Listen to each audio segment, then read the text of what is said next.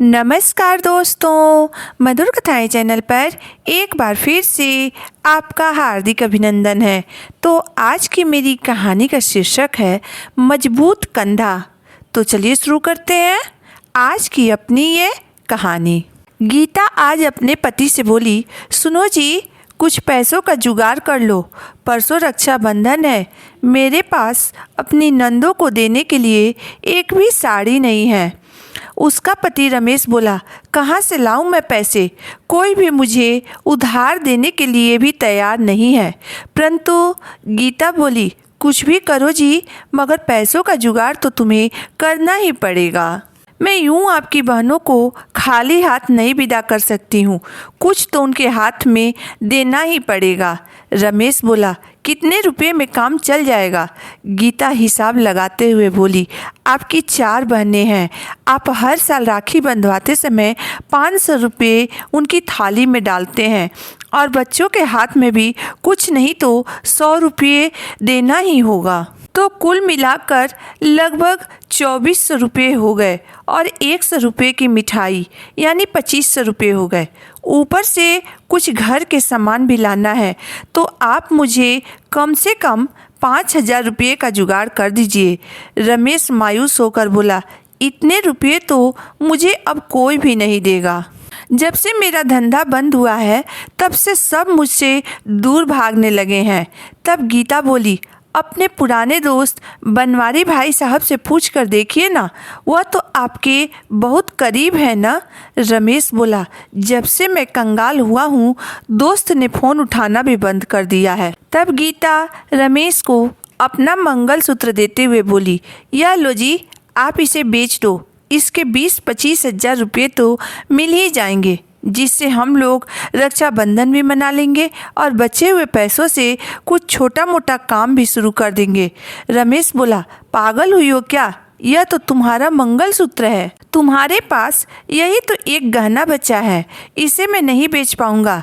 ऐसा करता हूँ, सभी बहनों को फ़ोन कर देता हूँ और कह देता हूँ कि इस बार हम लोग रक्षाबंधन नहीं मना रहे हैं।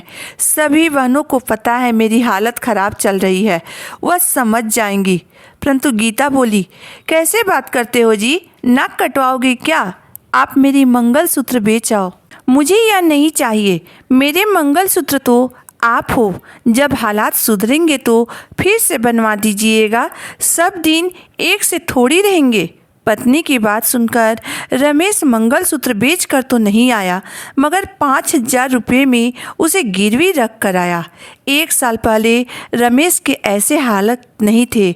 वह अपने दुकान पर मेहनत करके अपने घर की दाल रोटी तो अच्छा से चला लेता था, मगर अब उसकी दुकान भी बंद हो गई थी। 5000 रुपये हाथ में आते ही गीता ने चारों नंदों के लिए कपड़े खरीदी। रक्षाबंधन वाले दिन चारों बहनें एक साथ मायके पहुंची और चारों बहनों ने तिलक लगाकर अपने भाई भाभी को राखियां बांधी। रमेश और गीता ने पहले की तरह ही उन्हें नेग और कपड़े दिए, जिन्हें बहनों ने खुशी से ले लिया। गीता ने देखा इस बार उसकी चारों नंदें बहुत सारी मिठाइयाँ लाई थीं। इतना ही नहीं, वे गीता के दोनों बच्चों के लिए कपड़े भी लाई थीं। साथ में सभी बहनें एक एक ड्रेस भाई और भाभी के लिए भी लाई थीं।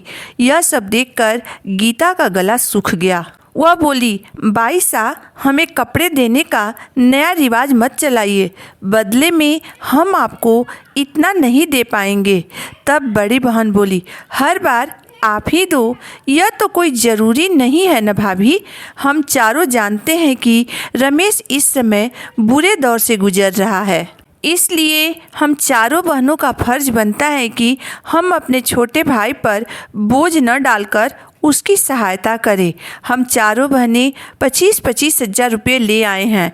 हम चाहते हैं कि रमेश इन पैसों से कोई दूसरा काम शुरू करे।